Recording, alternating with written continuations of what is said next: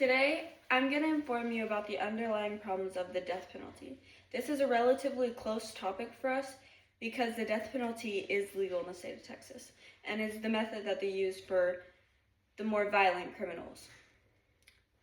Now, let's put a face into perspective for this speech.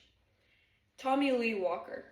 He's a 20-year-old man, and there was a woman who was murdered.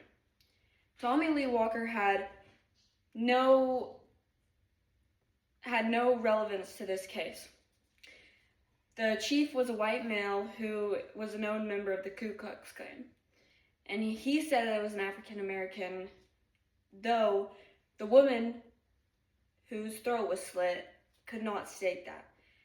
So Tommy Lee Walker, who had no relevance to the case, got brought into prison that day and basically got tricked into confessing and signing his life away. He even stated, "I felt like I have been tricked out of my life."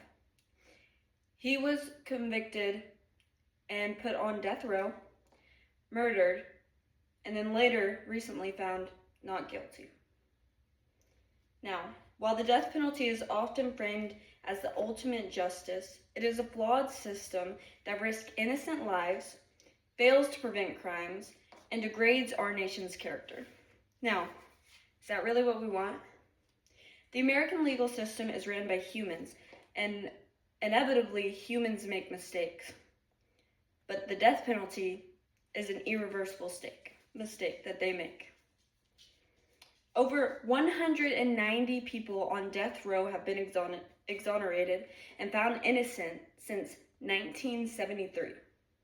Not found guilty, not found not guilty, found innocent.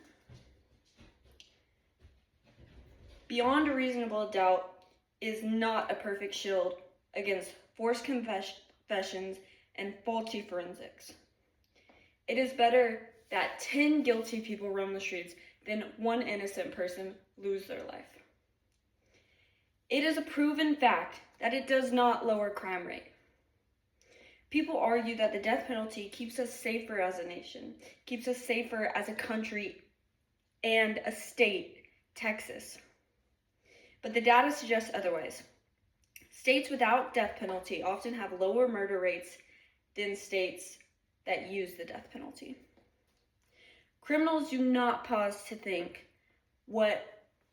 how they will be charged. Life in prison, the death penalty. They just murder the person. We are spending millions on a deterrent that doesn't deter. Its moral impact on society is degrading. Moving away from an eye-to-an-eye justice is a key sign of a maturing civilization. State-appointed killings reinforce the idea that violence is an acceptable solution to problems. Is that really what we want?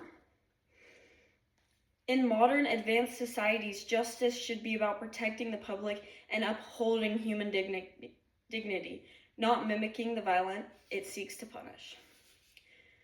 Rehabilitation, public safety, and even life without parole is a cheaper, reversible, and less effective way to punish crimes. When the state kills, it does so in our name.